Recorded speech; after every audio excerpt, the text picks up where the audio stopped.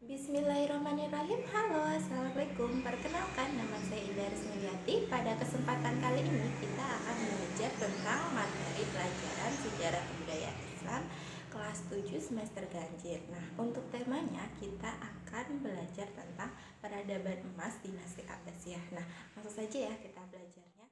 Pada peradaban emas dinasti Abbasiyah ini kita akan membahas tentang bagaimana kemajuan administrasi pemerintahan, militer dan kebijakan politik, kemajuan ekonomi sosial dan budaya, kemajuan ilmu pengetahuan dan teknologi, kemajuan ilmu-ilmu agama, kemajuan seni kesusastraan dan arsitektur, dan yang terakhir kita akan membahas tentang kemajuan pendidikan dan perpustakaan.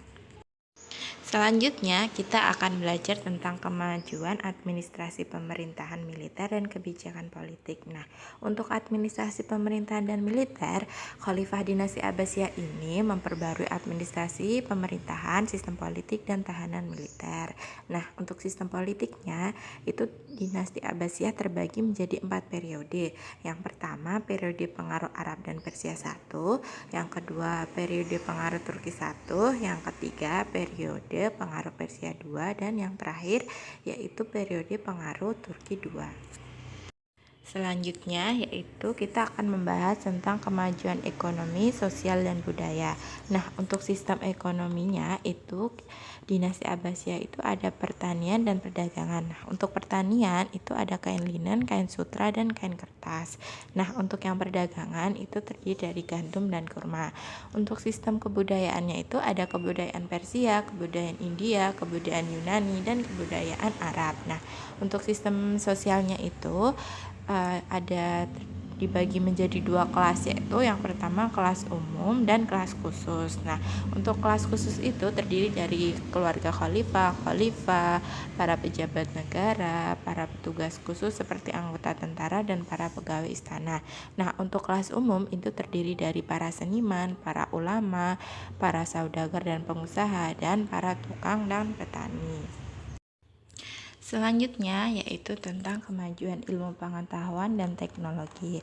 Itu terdiri dari filsafat, matematika, astronomi, sejarah, geografi, dan kedokteran.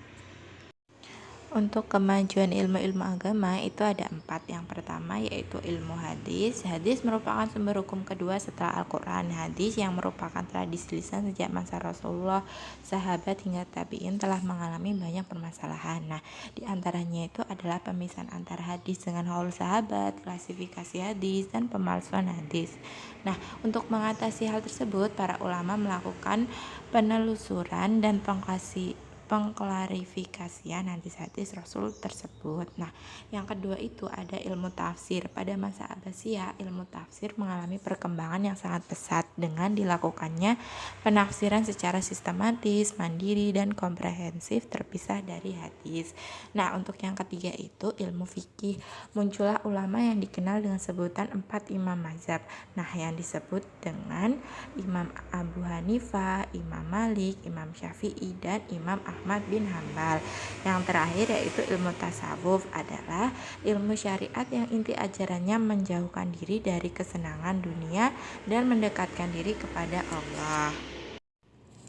Kemajuan seni, kesusastraan, dan arsitektur itu terbagi menjadi 2, yaitu genre sastra masa Abbasiyah yang terdiri dari perkembangan seni musik, perkembangan puisi, dan perkembangan prosa. Nah, untuk seni bangunan dan arsitekturnya yaitu ada bangunan dan arsitektur masjid, bangunan dan arsitektur kota, dan yang terakhir bangunan dan arsitektur istana. Untuk pembahasan yang terakhir yaitu pada bidang kemajuan bidang pendidikan dan perpustakaan. Nah, untuk pendidikan itu pada masa Abbasiyah yang disebut lembaga pendidikan dasar umumnya merupakan bagian terpadu dengan masjid, bahkan memfungsikan masjid sebagai sekolah dasar. Nah, kurang lebih 30.000 masjid yang digunakan sebagai lembaga pendidikan dasar. Nah, selain itu terdapat kegiatan pendidikan di rumah-rumah penduduk dan di tempat-tempat lain seperti maktab, zawiyah, dan halaqah. Nah, kurikulumnya dipusatkan pada Al-Quran sebagai bacaan utama para siswa. Nah, selain belajar membaca dan menulis, anak-anak perempuan mendapat kesempatan yang sama dengan laki-laki untuk mempelajari ajaran-ajaran agama pada tingkatan yang lebih rendah sesuai dengan kemampuannya.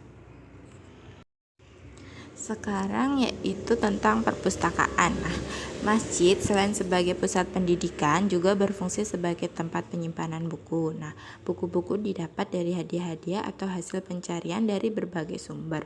Karenanya, masjid pada saat itu memiliki hasanah buku-buku keagamaan yang sangat kaya.